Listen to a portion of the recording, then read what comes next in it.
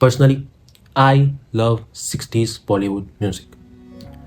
I seriously believe I am born in the wrong era. मतलब ऊपर कुछ तो भारी मिस्टेक हुई है, मुझे 50-60 साल लेट भेजा गया है. I sometimes think that I don't belong to this generation. मेरी म्यूजिकली एज 80 या 90 ईयर्स है कम से कम. 60s के गाने ब्लैक एंड वाइट ज़रूर होते थे, लेकिन ज़िंदगी के कुछ रंग सिर्फ वही दिखा पाते हैं. और ऊपर से मोहम्मद रफ़ी, मुकेश, लता मंगेशकर जैसे सिंगर्स इन्हें इनकम्पेरेबल बना देते हैं. मतलब एक बार को डायनासोर्स धरती पर वापस ज़रूर आ सकते हैं, लेकिन ये जेम्स वापस नहीं आ सकते. मुश्किल है. 60s के गाने इसलिए भी स्पेशल हैं क्योंकि उसमें ह्यूमन लाइफ को सबसे करीबी ढंग से देखा गया है, और कोई एरा में ह्यूमन सफरिंग को रोमांटिसाइज नहीं किया गया. वेस्टर्नाइजेशन और मॉडर्न कल्चर का भी इन्फ्लुएंस तब गानों पर इतना नहीं था.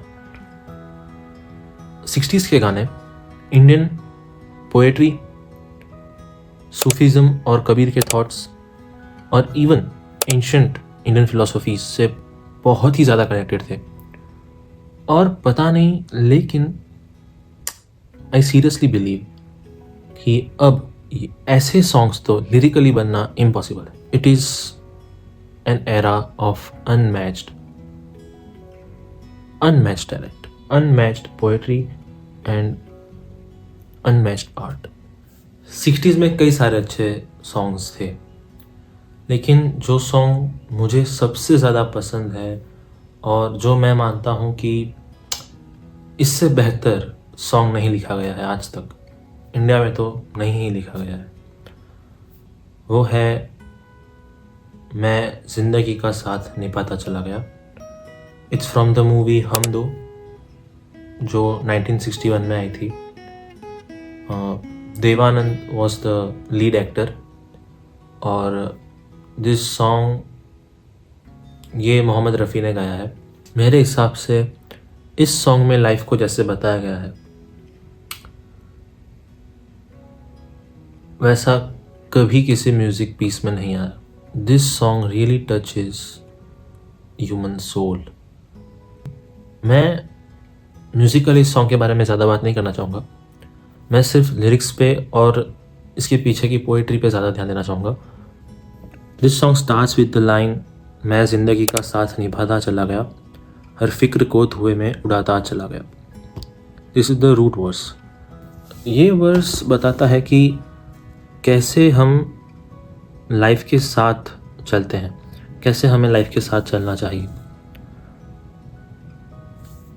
Whenever we go against the flow of life, it's like going against the flow of a river.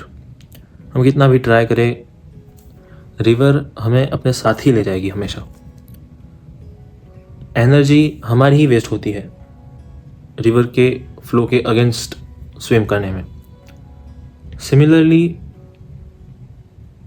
एक व्यक्ति जब बहुत लड़ता है लाइफ के अगेंस्ट, एक व्यक्ति जब बहुत ही कोशिशें करता है कि चीज़ें उसके मुताबिक हो, लेकिन फिर जब वो हार मानता है तब वो एक्सेप्ट करता है कि अब मैं ज़िंदगी का साथ निभाता हूँ. Now I have to go where life takes मी.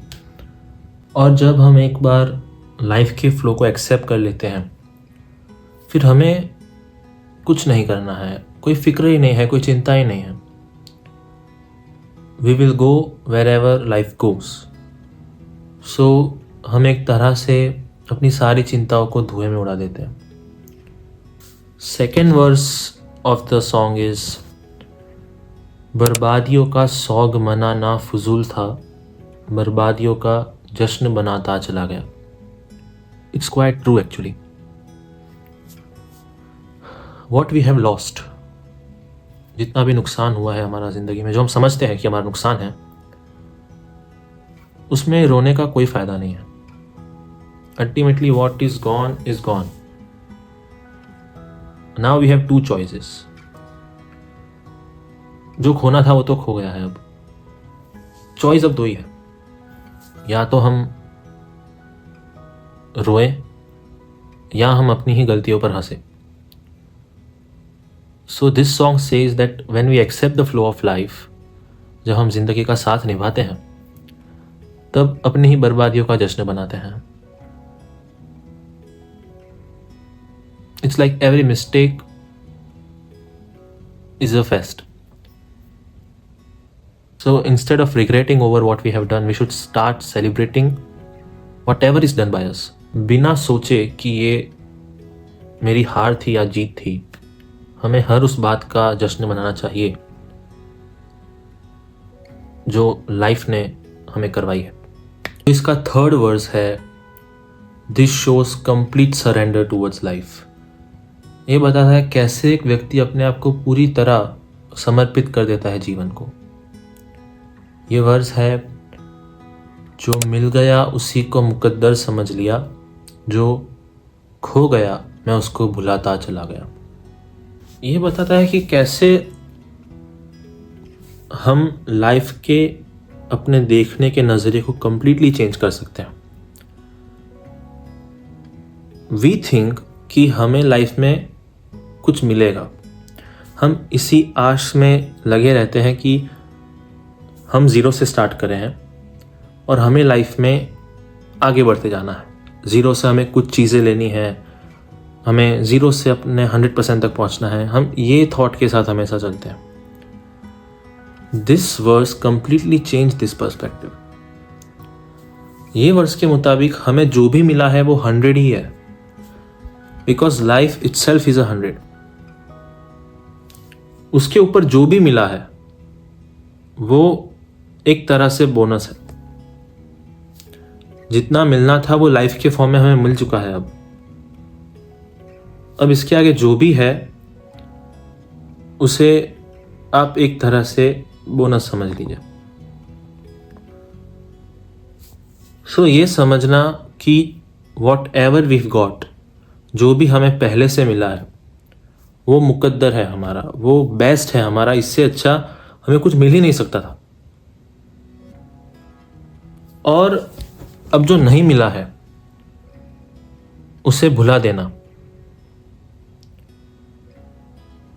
ये समझ के कि वो कभी हमारा था ही नहीं। This is how we can accept life.